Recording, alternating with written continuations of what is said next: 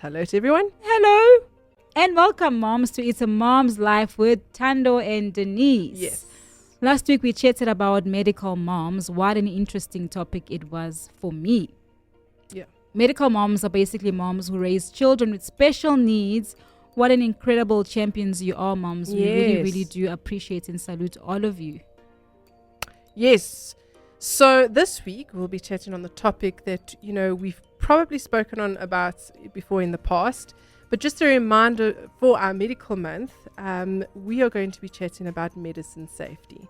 Medicine safety is hugely important in the home. Very true. So chatting about things that you may have forgotten or something you may not have even known, perhaps. You may be listening to this and go, oh, shucks, should have thought of that, So all of our information comes specifically from kidshealth.com. And there might be other areas, but we'll obviously say which ones. But yes, most of it comes from kidshealth.com. One thing that I've learned, as humans, we tend to forget stuff. Yeah. And I love how even in the Word of God, it encourages us to remember. In the Old Testament and the New Testament, you always find, God saying, remember. And, the people would build monuments and altars to remember. Yeah. So it's a good reminder for us to do this again, because we do tend to forget. And repetition is a good teacher, I say. So I guess the first place that we'll start here is perhaps, liquid medication. So we all know medication, if given too much, it would be a huge problem, right? If not enough, it won't work. So it is super important to know how much to give your child and when to give your child the medication, because you can't just give your child medication whenever. If you are like me, I can't ever remember what a medicine measure is. So I thought it would be a teaspoon, but it's not, because teaspoons are like different sizes, actually. Very true. In many cases, because I know that I've got teaspoons in my cupboard. I'm like, this teaspoon is so not the size of that teaspoon. I've even got a little teaspoon. So, you can't really judge by a teaspoon. So the sizes, are, in many cases are different. So you must always have a measuring tool, right, on you. Always have a dropper, syringe, medicine cup or dosing spoon that comes from the medicine. If the medicine does not come with a dosing tool, ask your pharmacist or doctor to give you one to use. Never use a teaspoon, tablespoon, or other household spoons to measure medicine. Don't make that mistake. I'm so glad whoever designed the syringe thing, because I remember with Mika, they were not like a thing. But now, any medicine that you might buy in the pharmacy, chances are you'll find it comes with a syringe. I'm so grateful for that, because like Denise said, how do you measure measurements using a teaspoon, because they're all different sizes? Exactly. So I love the syringes. They come with the different, measurements, 2.5. How do you give a child 2.5 medication with a spoon? It's like, how far must you go? Yeah. But I love that even the cups are great. But my favorite is definitely the syringe, especially when the kids like fighting. You know how messy it used to be with a teaspoon? Yeah. This child doesn't want to take this thing. One hand you're holding this child, the other hand you have a teaspoon, and everything just splashes everywhere but where it's supposed to be in. So with the syringe, it is amazing because there is no mess. Yes. You just plonk that thing straight in that child. When the child goes, you just spray it down spray their it. throat. So it's just amazing. So I'm so in Don't love judge. with the syringe and not a spoon. So that's a very, very good tip. Yeah, and don't be hesitant to ask. If you don't have one, just ask them. I know that Clicks now has little jars of the little spoons, whatever, if you can't get a syringe. Right, never give aspirin to kids, especially during viral illnesses. Using aspirin during an illness caused by a virus such as flu, chickenpox, or upper respiratory infections can cause nausea, vomiting, and extreme tiredness that progresses to a coma. Some OTC medicine, including some that treats headaches and nausea, contain aspirin. So remember, whatever medication you're giving to your children, rather just take a look at the box first to check if there's any aspirin in it. And there are other words for aspirin. I'm not going to say them on live or on radio because they are very long. So please do me a favor and go Google. I never say Google anything, but Google that because it might be there. So always read labels and check with your doctor or pharmacist before using them. So also, even if you have the pharmacy and you're looking for something for your child, just ask the question, sorry, does this have aspirin in it? And another thing on this, there's no such thing as a dumb question, right? We've all heard that saying. I remember not being sure of a medicine measure, and I literally called the pharmacist to check. Sorry, what is a medicine measure?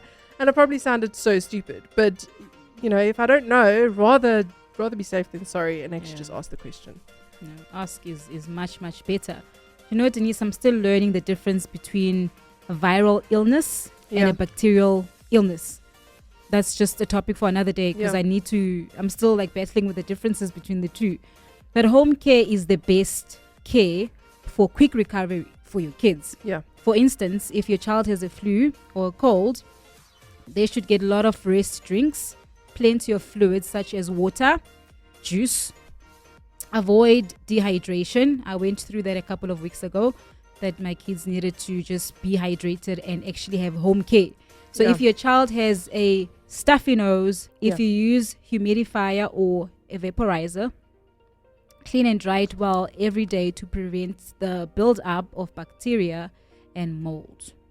I know that with myself and Ryan, we would literally put the hot water on in the bathroom, especially with the baby, holding the baby in the mist, in the air, not in the air, with the hot water and the steam.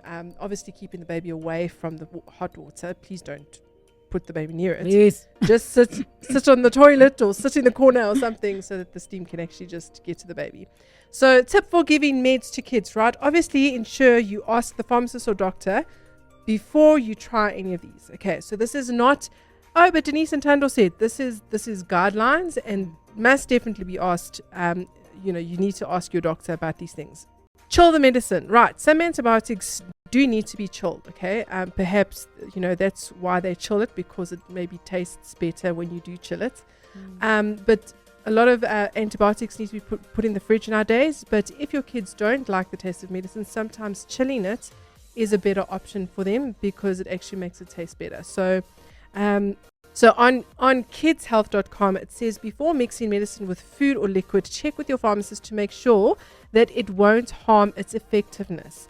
Mixing the medicine with a small amount of liquid or soft food such as applesauce may make it more appealing.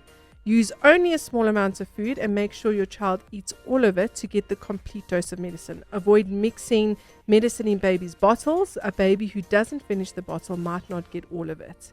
So try and crush it, put it into something. Sometimes you can do that. Again, ask your doctor first, but also just avoid putting it into the bottles, because if baby doesn't want it anymore, they may not have gotten anything. Maybe they got a little bit out of it all.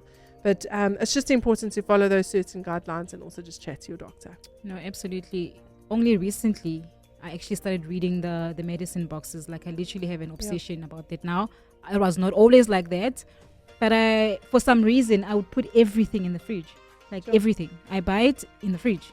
We use it in the fridge. And then I bought Septilin, the cough mixture. It actually says they do not refrigerate. So only because I'm starting to read the boxes now, I actually take note. But before that, I would just put the whole thing in there. So notes to self. So it's a good thing to actually read the instructions and what it says on the box itself. Do not give cough or cold medicine to your child unless your doctor says so. Do not, moms, especially the kids under 6. These products offer little benefits to young children and can have serious side effects. Many cough and cold products for children have more than one ingredient, which might increase the chances of accidental overdosage if taken with another medicine. So always talk to your doctor first to be sure of the OTC medicine. If it's safer for your child, or if it's safe for your child, if it's safe for your child. Many prescription medicine is safe for your children. Many prescription medicine should be taken until finished as prescribed by the doctor. Definitely. Even if your child feels better, and I know I used to be guilty of that in the past. Oh no, they feel better, I stop. And the doctor literally says, finish this, especially if it's an antibiotic, your child needs to finish it, even if they feel better. So it's important to do that. The over-the-counter thing, I'm so guilty of it, especially when I was a working mom, because it's so easy to just go to the pharmacy and say, my child has cough, which one is the best thing to give them? And they can tell you whatever. And you just take that and you give to your child, which is not very helpful because, you're avoiding to take a day off or go to the clinic, spend the whole day to try. It's much easier to just go to the counter, right? but it's not safe. So it's best to always consult with your doctor. Don't be that mom who was, that was me, who just quickly goes to the counter and gets something to just solve this problem. You might not know what that will cause later. Yeah. So always consult. Yeah, look, a lot of the colds and flu medicine, some of them are quite good, and maybe you just chat to your doctor and say, if this happens again, what can I take? Yeah. I know that I've been to 2 other doctors which I preferred going to, because they would always say to me, don't just give your child any cough medicine, because it has the alcohol in it, and sometimes so that can affect them from one perspective, but also from another perspective is that if you give them the wrong cough medicine, it can actually worsen the effect of a chest infection, which is a bad thing. So definitely ask your doctor, not just the pharmacist, although we do salute the pharmacists. Thank you, we do love you, but doctors first.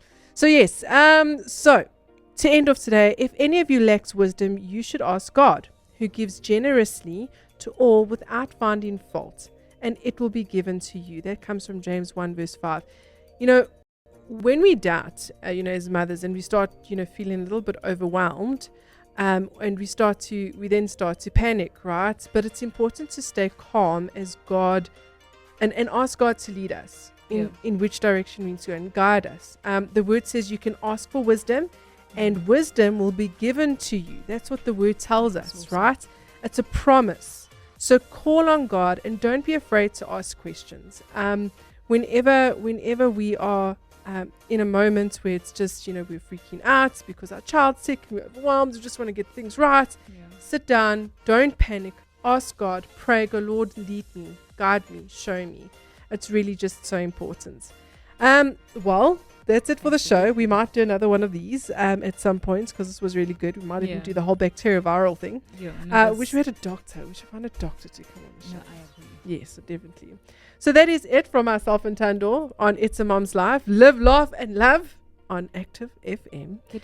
Check us out on Facebook. Make sure that you go and tick and like and do all the nice things. Comment. Tell us what you want to hear. Yes. Tell us what shows you want to hear. Yes, and let us just know more about you. That's it. Goodbye, moms. Bye.